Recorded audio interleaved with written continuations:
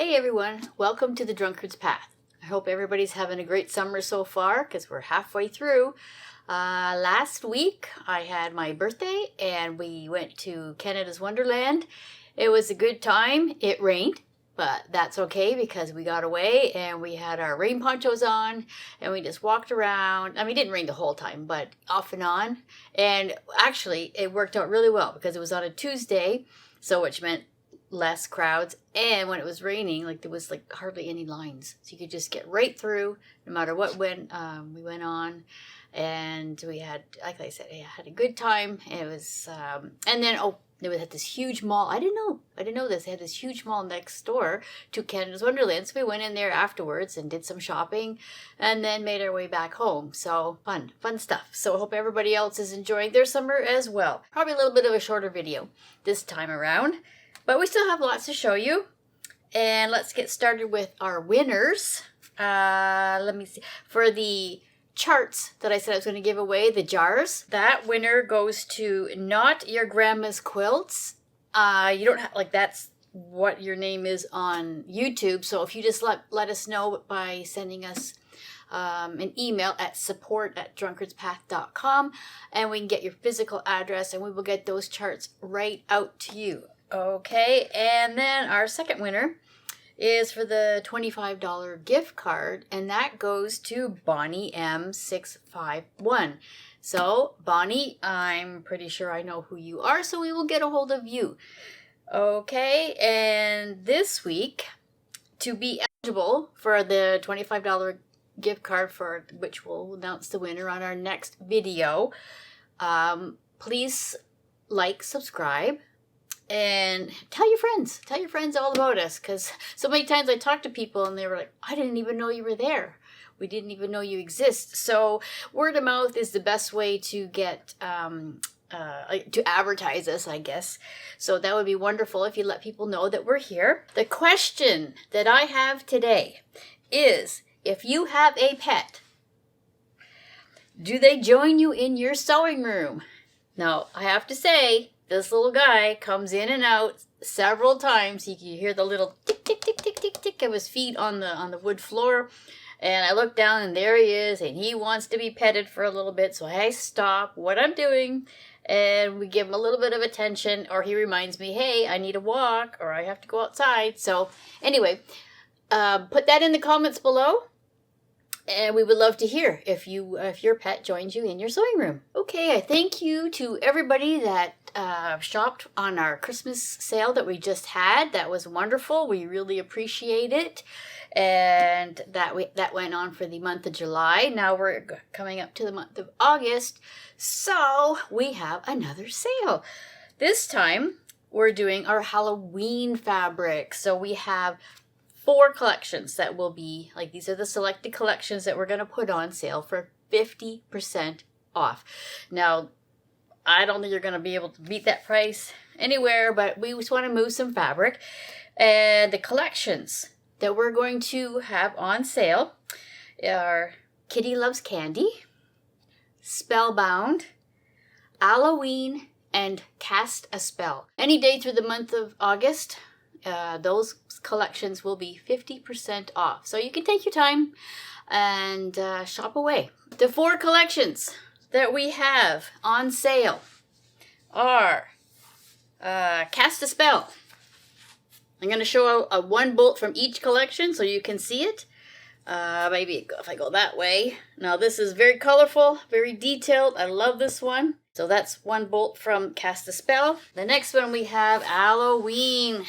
Look at that, the cute little owls. So that is from that collection. And Kitty Loves Candy. And I like this one because it's got not your typical Halloween colors with the blue and the grays and stuff. So, I mean, actually gray is, but pinks and whatnot. So, and the last one is the Spellbound, and you can see all the cute little pumpkins. I think this one is more of a pumpkin themed, orangey. The tutorial coming up is foundation paper piecing, and that is going to be the word of today, and you'll see why after I show you a few things that I've been working on. So stick around for that second half and you will see a tutorial on foundation paper piecing. The way I do it And you don't need a light box or even a light source on how I do it. It kind of is it's an easy way, and it's eyeballing, and you'll see it. I'll show you exactly how I do it. So have a watch on that coming up. Okay, so what I've been working on is this pattern from Primrose Cottage. This is the free pattern that they put out each month. I think it's the first Friday of the month. And this is the free one that you just go on, and you have to sign up for their newsletter, their quilting newsletter, and you will get this pattern. And this one was actually quite cute. I made it my own colors, and I made it look like this. So you can see the size of it. It's not hard. None of these are hard. They're all beginner friendly, but it depends, you're coloring how you want us to put your fabrics on there, the coloring, how you want it to be. So this is what I chose, and I really, really like this one. I think I did that top part in a day, and then I quilted and bound it the next day. So it actually didn't take very long. As I was saying about foundation paper piecing, I will put a link below to where I got this. Really, isn't he sweet? Look at his face. I got this, I'm pretty sure I got this one for free, so I will link it.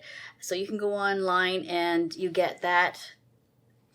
This section here. So I think it came in like 4 different sections, and then you just do the foundation paper piecing, and then I just added the black border, and then I made the green binding. But and then this is all scraps from the middle, and I just think he looks so sweet.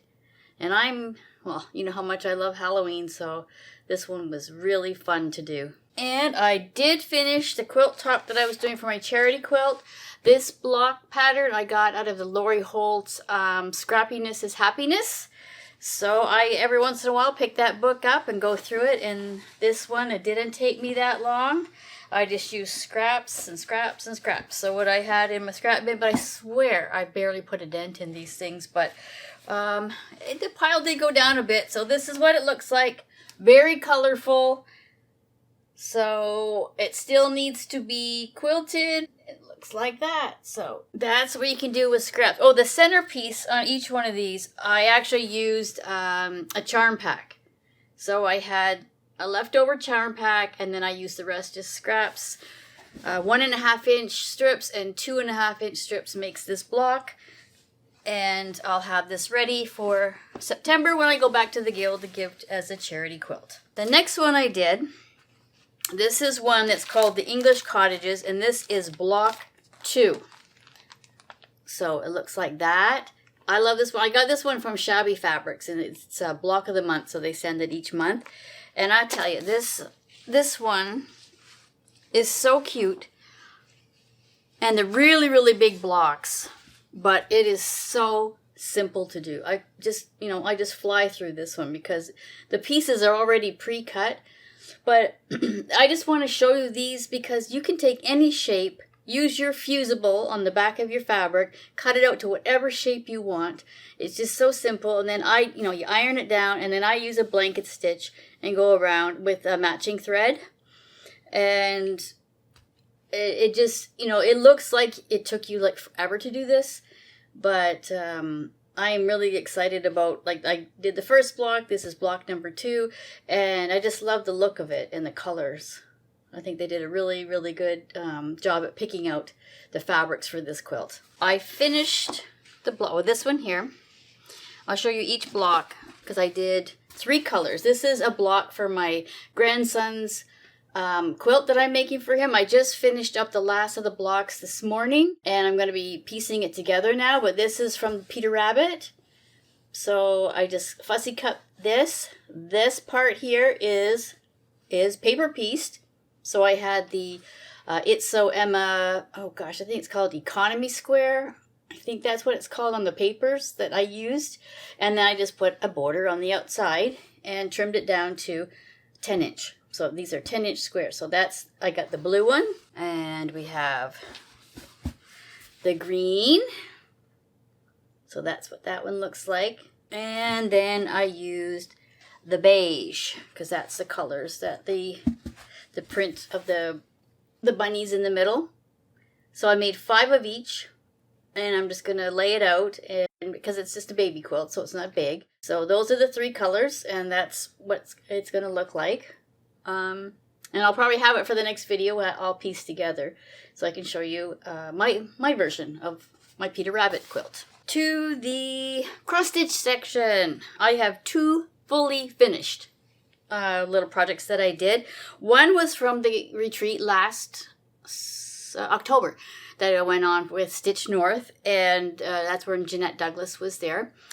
And I bought the kit, and it is called, it's called Stitch North 2025, and this is what the finished piece looks like. So you do all that section. Here, I'm going to kind of go in tight, a little tighter. And this little spool comes with it.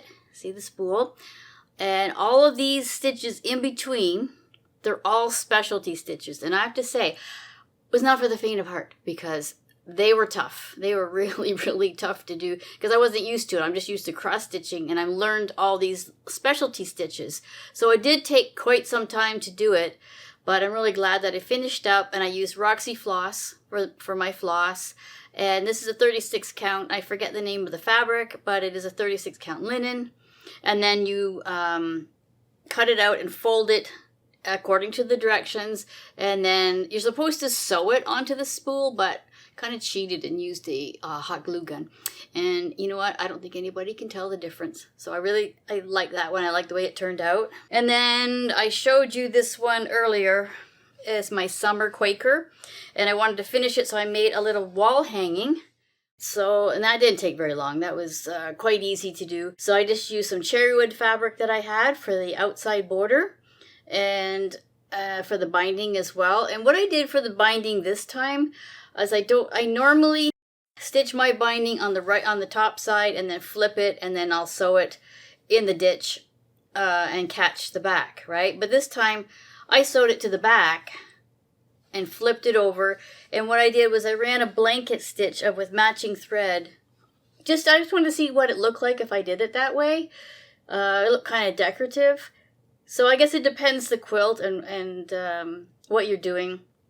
But I liked it for the smaller hanging. I don't know if I do it on a great big quilt, but it was just something different that I thought I'd try. And I wanted to show you, for the people that are joining in on the Trim the Tree, our sew along. So I kind of had homework for each month. So the month of July, I said to do that first ornament. So I got the first ornament, and I did the word trim. And then I kind of did a little bit of the border just so you could see the size of what this is really going to look like. So again, I cross stitch mostly on 36 count linen. So of course, if you did a higher count of linen, the smaller the cross stitch piece will be. So if you're doing it on a 28 count, that image will be a little bit bigger. So this is what mine looks like so far. So again, I'm using the Roxy floss, but you can see it's not that big. And there's the first ornament. So come Christmas time, this will be all done and made up, probably into a little pillow like it shows on that front. But I think it looks really nice. So for August, I will do that next ornament.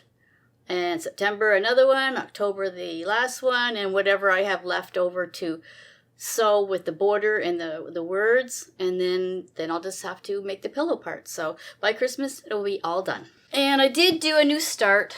This one's called A Worthy Patriot. And it is Americana. But they had their 250th birthday. And I'm going to do this in memory of my grandfather, because he was an American.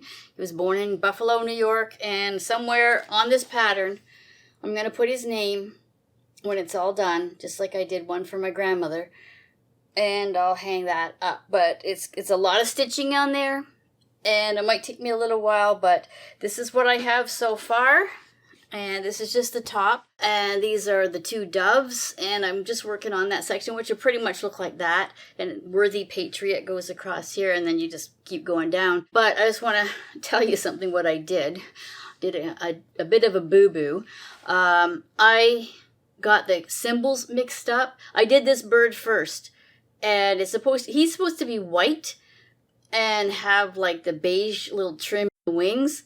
and I did in beige, and I thought, geez, it doesn't really stick out on the fabric. And I looked and I realized my mistake. So what I did to kind of, you know, make sure that you could see that bird is I just did a back stitch all the way around. And I thought, okay, you know what? I'm going with that. And then this one is how it's supposed to look like. So sometimes you have to make lemonade out of lemons. And this is what I've got so far. So I'll keep working on that one. Now here's the tutorial on how to make this block. Today I'm going to show you how to make this block with foundation paper. And the foundation paper that I'm going to use is called the Economy Block. And this is by It's So Emma. It's great foundation paper. As you can see, it's just, they're very thin, which that's what you want. Goes by number.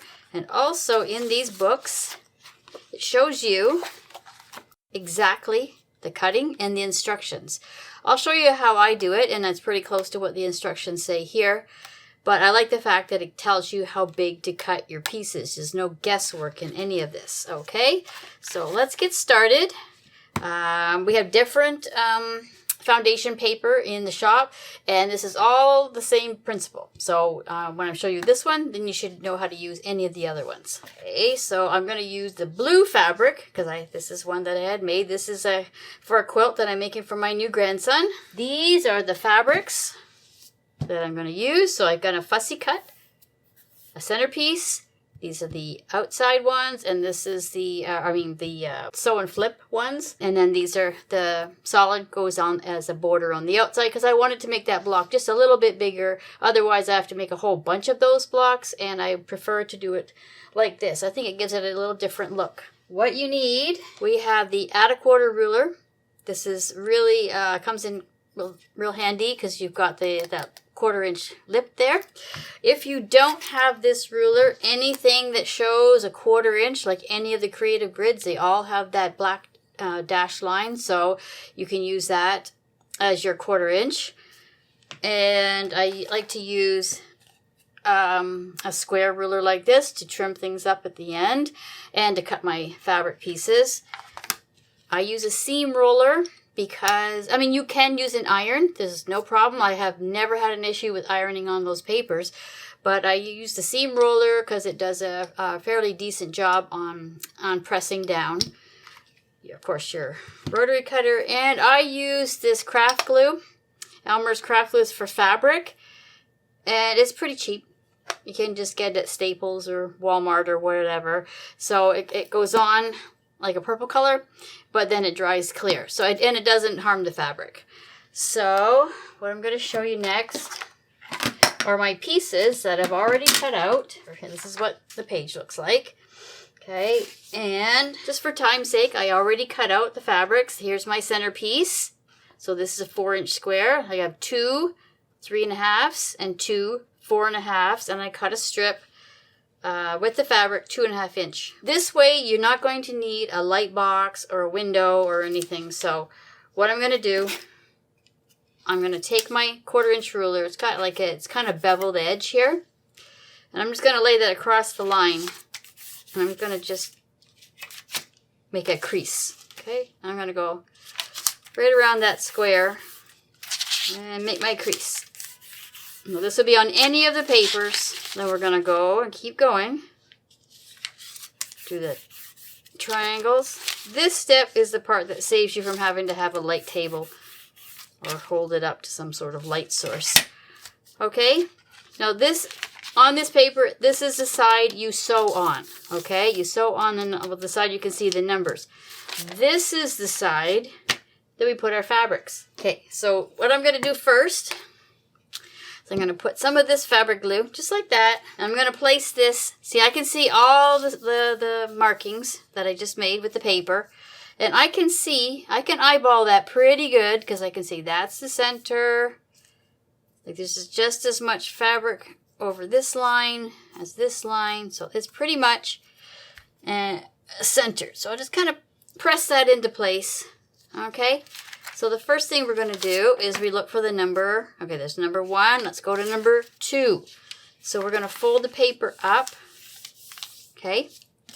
We're going to take our ruler, whether it be this ruler here or my add a quarter. So this one just slides right just like that. So it's going to hang over 1/4 inch. So I'm going to trim that off. Okay. And we're going to take these 2 pieces. And I should have done this first. Okay. I'm going to take it and I'm going to cut on the diagonal because that's what it tells me to do in the instructions. So these 2, and then do the second one the same way. There. So those pieces. Put those ones aside. So we'll do 2 at a time. So the first one, that is right side up. As you can see, that's right side up. So that's number 2, that's number 2, and we're going to go right side down. And you can see, you can eyeball that pretty good because you can see how much of that is hanging over that edge and how much is hanging over that edge. Okay, what I'm going to do is I'm going to take a pin and I'm going to just put it near the middle part so it doesn't shift. Okay, and I'm going to do the same thing on the other side, okay? The way this paper is, I can do 2 sides at once.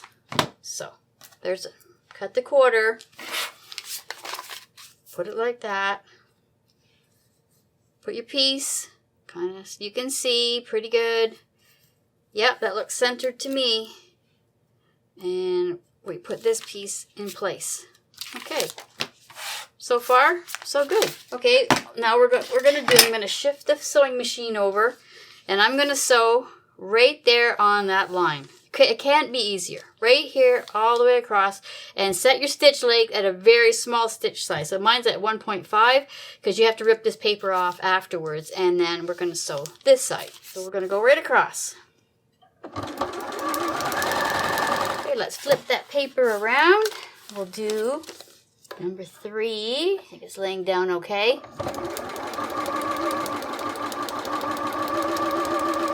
You can just take your time and go across. Forgot my scissors, I have to use seam ripper. Alright, so the first one, finger press it over. Then we got our seam roller. Okay, look, see? Stays nice and flat. Fold that over. Hold it with your finger. At least you don't burn yourself this way. Okay, next we're going to go to number 4. So again, we're going to fold over, add 1/4, trim it off. Let's do number 5, same thing, add 1/4, give it a trim. So the next 2, you're going to do the same thing. And again, you can see where you've scored the paper. So it's really, really simple to get that centered. Take a pin, put it up here because you don't want to run over top of that with your machine. So again, we're going to go to our machine and do 4 and 5. Here we go for number 4. Make sure everything is down. So on the line. Thread. Now we're going to go back under. See those little tiny stitches because I have it set at a 1.5. It'd be so easy to take that paper off afterwards. This part is almost done. We just have to do the outside triangle. So there we go. Flip it over and roll it down. Do it again. My fussy cut piece is pretty much right in the center how I wanted it. Alright, so the next 2 pieces, okay, we're going to do the same thing as we're going to cut them on the diagonal. Okay.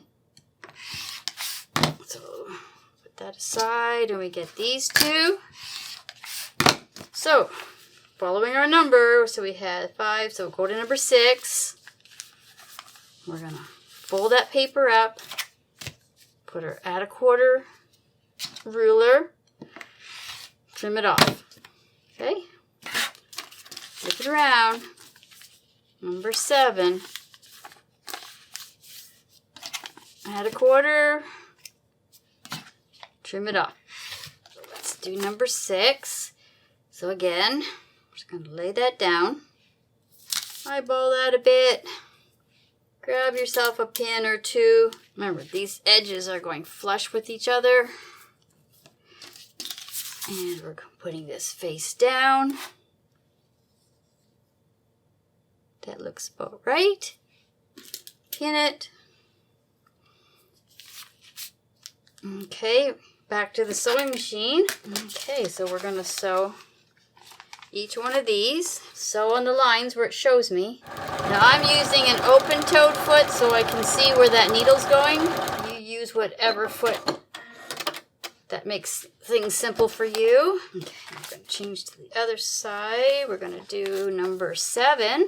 Okay, sew right on that line, right on that solid line. Take our pins out, flip that over, give it a nice little press with your fingers.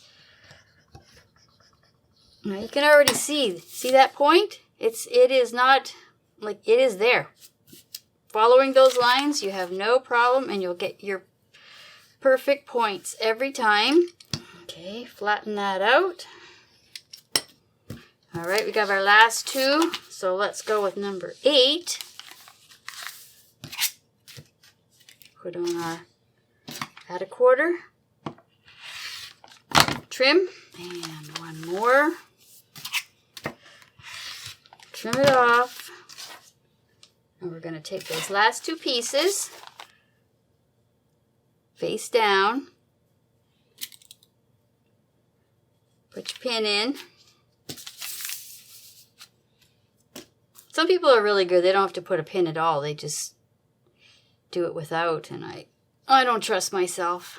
Let's pin this one, and let's go. Let's do those last 2, and then all we have to do is the little border around it. Now we're always sewing on the side of the paper that you can read, okay? Now this one kind of goes a little bit, like right to into the seam allowance. You can see the line on there. The line all the way to the edge on this one. That one, check, yep. And the last one for the paper. Across all the way to the edge. Trim it. Take out our pins. Same thing. Fold that over. Seam roll. The last one. So we have a square and a square and a square. And we have not cut off any of our points. Okay. So now what I'm going to do is I'm going to trim this up. And the way I like to trim it up. Okay. You can see. Isn't that cute? All right. Now it says trim on this line. So this line, the outside line. So what I'm going to do is I'm going to do 2 lines at once. And all you have to do is follow those lines. So I'm going to do this side and this side. Flip it around. Make sure that nothing got tucked under. Same thing. So this is how we know we're getting that perfect size square. It's because we're trimming down like it says. So there it is. So now what we're going to do, really simple, is take off our papers right here. So where's number 9?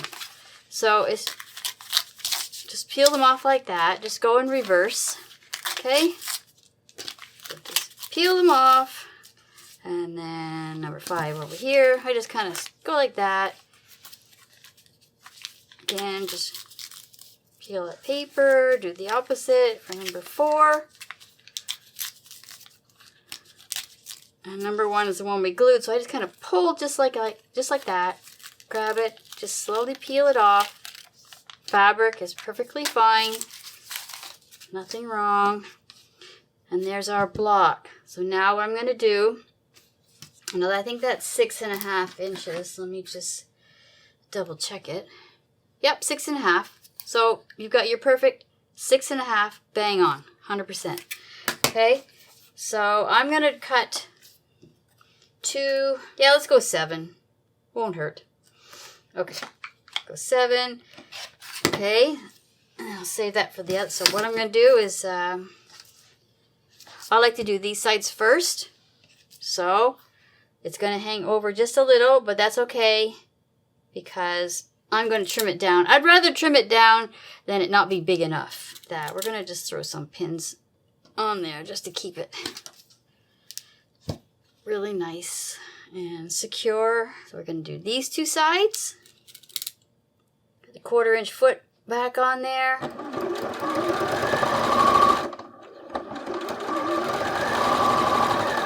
the other side.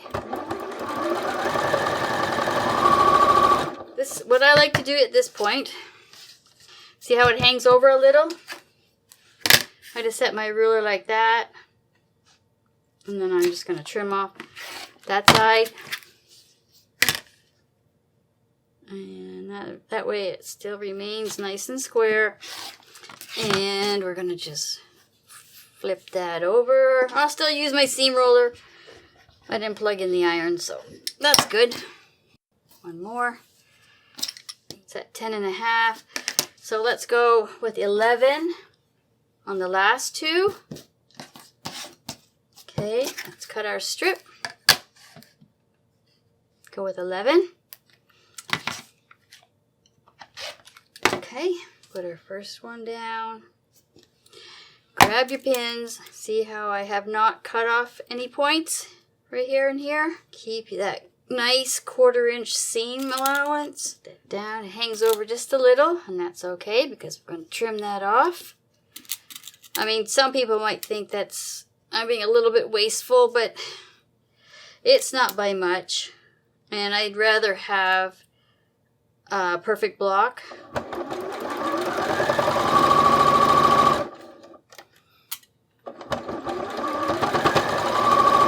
Last side, and needle down. There we go. It's a handy little machine. I really like it. It's the Burnett B38, which is like the baby models of the Bernina. Again, I just flip it over. See the little overhang? So I'm going to just carefully line my ruler up. Trim that off. Flip it.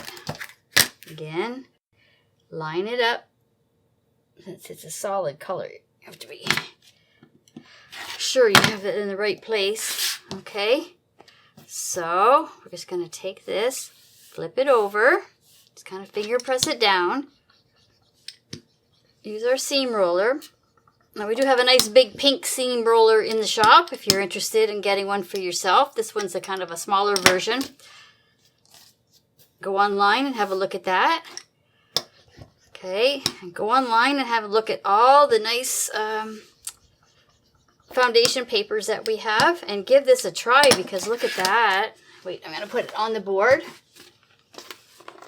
That's it. You saw how easy that was to do. That did not take me that long.